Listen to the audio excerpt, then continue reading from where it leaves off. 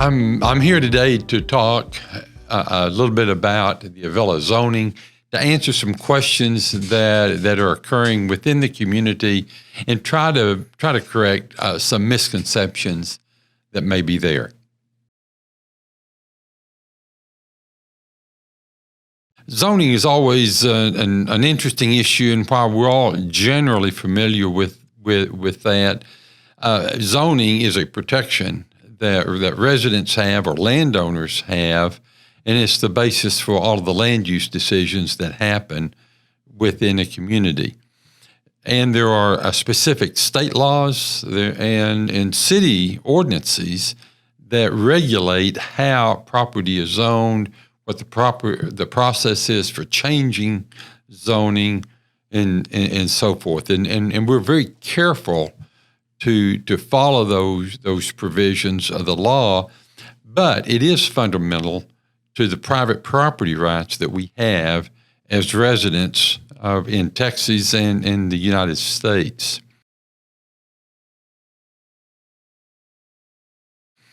Now, the Oakmont area was actually zoned in 1987. So this Avilla land, it's about 25 acres, was actually zoned in 1987, and it was contemplated to be a mixture of apartments, some retail, and townhomes or duplexes. And so it kind of had that multifamily type of a characteristic. The developers now have asked for a rezoning of the property. It's not a change in the use of the property. Rather, it is to drop the commercial component of it and then to put single-family homes on a single lot. And it's that single lot that is triggering the zoning impact. And from an intensity standpoint, they're actually reducing the number of allowed units from about 275 down to 215. So it is a lesser impact in this project. So as we're going forward, as we're talking about this zoning, it's just simply a project to allow the developer to build single-story, single-family homes within the area. And from our initial review, that did seem positive because the prior zoning would allow for two-story units to be there. The Avilla Project is an interesting concept. It's something that we've not seen before. But early last month, the Wall Street Journal actually did a feature and talked about this popularity of homes to rent and how that is moving into suburban communities across the country. The article actually cited of examples going on in Arizona, Colorado, and Florida. And so this is new to us. But the concept is to build a community, to have a single property manager, and building 1, 2, and 3 bedroom single-family homes for people to rent, or it's a place in which they can live. They are market-driven rents. So that means that they'll generally, from a 1-bedroom to a 3-bedroom, rent all the way up to about $2,700 per month. Now, included in that is the maintenance of the facility, the controls of the exterior of the property, and then also of all the landscaping and maintenance of the yard and the landscaping in that area. So that's what we're dealing with on this particular project.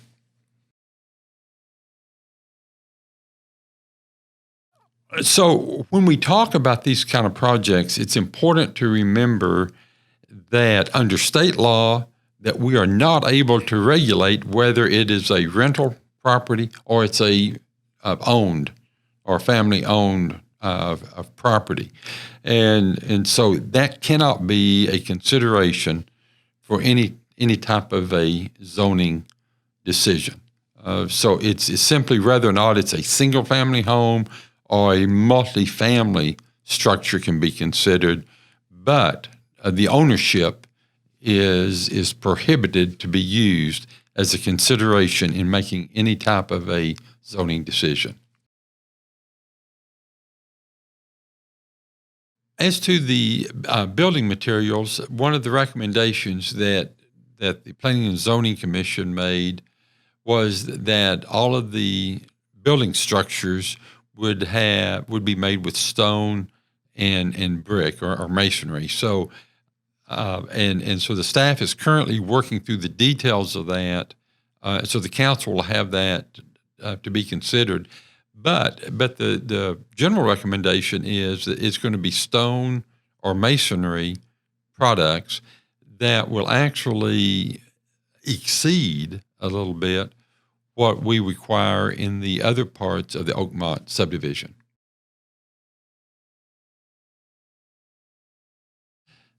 Questions have also arisen about the connection of Rye Road to the south of the Larkspur subdivision and into this proposed development.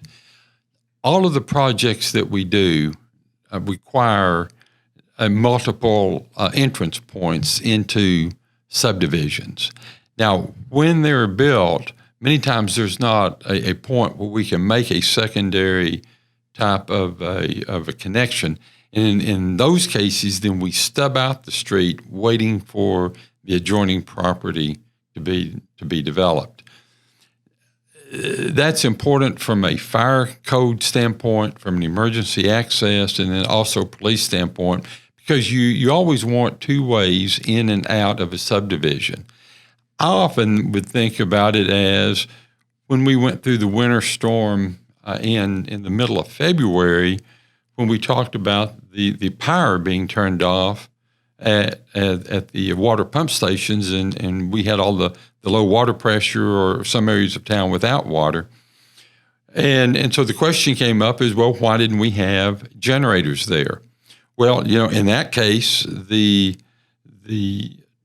power was presumably going to always be on because that was a high priority asset.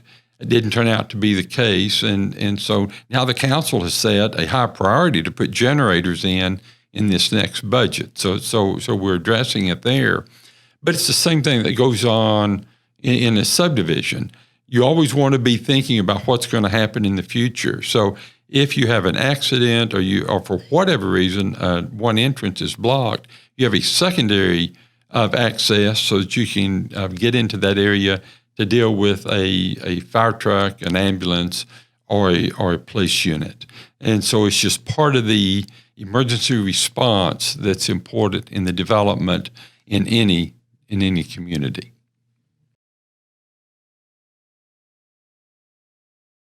We've also heard concerns about parking and whether or not the parking would be adequate for this particular subdivision. Remember, there are 215 units to be proposed. Under the standards, they would be required to provide 430 parking spaces, or 2 per home that's built in that area. And then in addition to that, they would build about another 10%. So having a total of 471 units or parking spaces within the subdivision. That puts us at a little over 2 parking spaces per unit. The best practices for that is 1.7 parking spaces per unit. So I think that this has been reasonably well thought out in terms of it exceeds the best practices or recommended standards, and it has at least 2 units per unit plus a 10% surplus. And we feel like that would be a reasonable approach in this particular project. The children's safety is obviously a high priority for the city council and for the staff.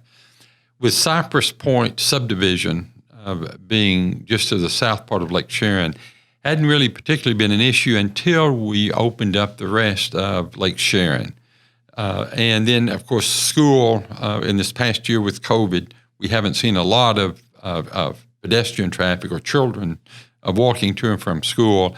But the council wanted to make sure that's addressed. And so there is funding for a school crossing guard across Lake Sharon to ensure the safety of the kids coming from Cypress Point going north up to the two schools.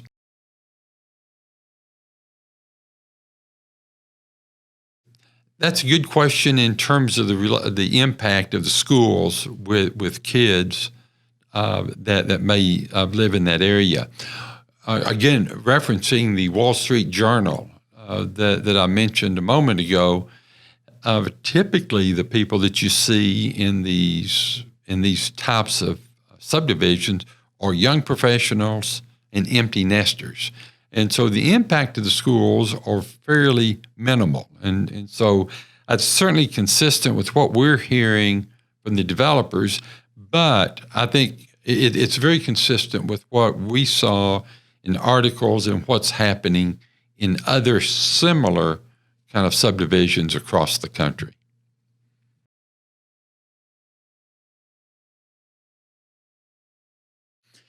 Traffic is obviously a concern that everyone has.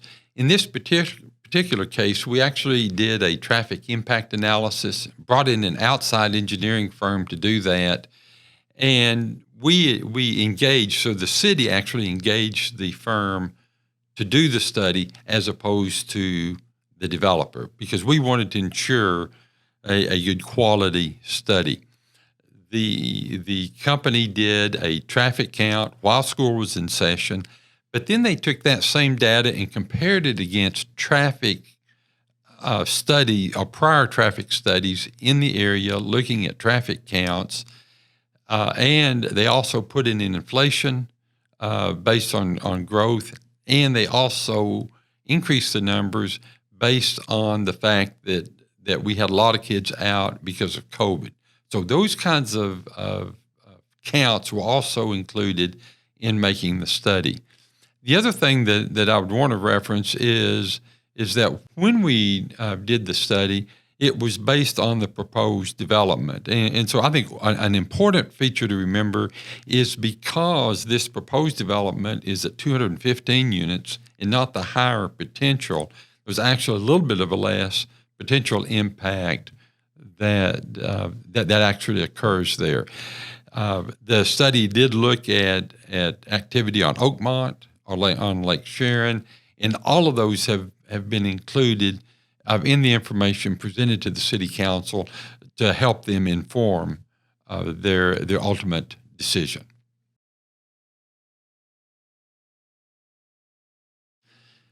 We are certainly sensitive to trees in that area, but remember that we have a tree preservation ordinance in place and that any property owner has the ability to use their property, and so we do try to balance that.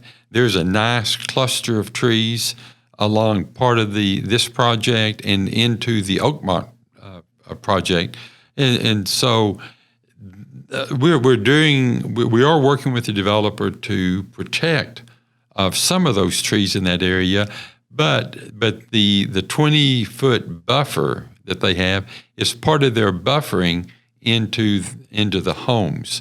The site on the Oakmont will continue to be there.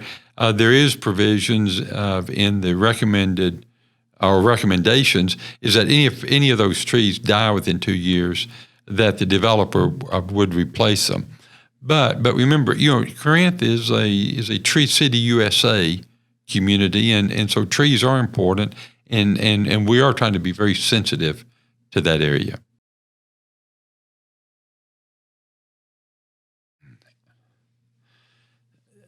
The question about additional habitat or open space is one that we have certainly heard. The issue here is that the 25 acres that we're talking about is actually owned by a company. They bought the property in 2007, so it's privately held property.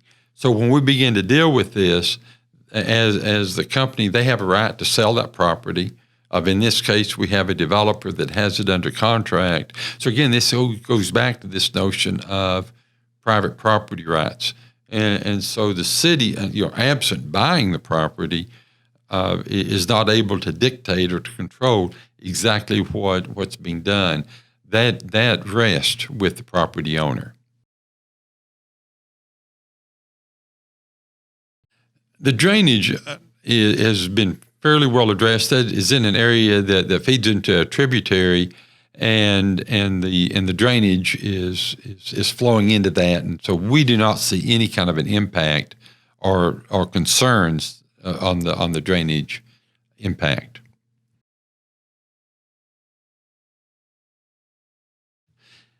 Yes, and you're right. Utilities can be a concern, but in these cases, the developers, as any developer, makes contributions to the overall utility system, and they're paying for their allocated share. And so it's just part of the normal planning that we do. It's consistent with our master plan for dealing with water and wastewater issues. Broadband is done by private companies. We are working with broadband providers within the Lake Cities area right now, and looking to actually upgrade a lot of those services.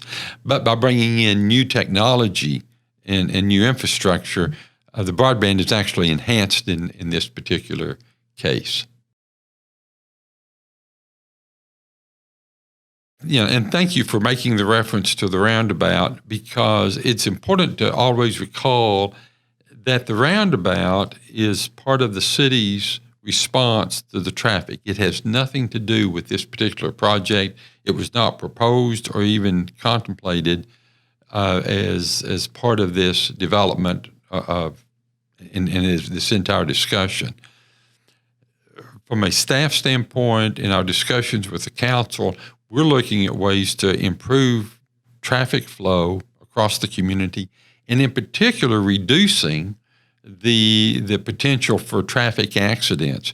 In roundabouts, actually will reduce by about 75% the potential for traffic accidents. It's easier for pedestrians to cross, and so the reason that roundabouts are part of a conversation totally independent from this is because of the traffic safety that it brings to the community and the improvement in traffic flow.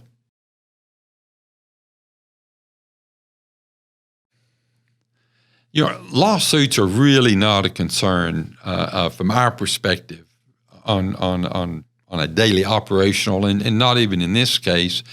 And I say that because we follow the law when we do these kind of projects. And as long as we're following our own internal procedures and following the legal requirements, I'm not concerned about a lawsuit.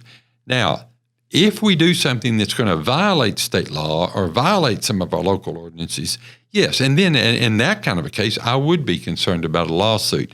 But all of our approach here is that we're going to follow the law, and we're going to deal with this within the spirit and the letter of the law.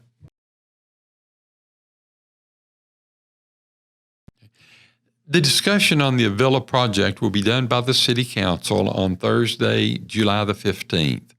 The regular portion of the meeting is posted to start at about 7.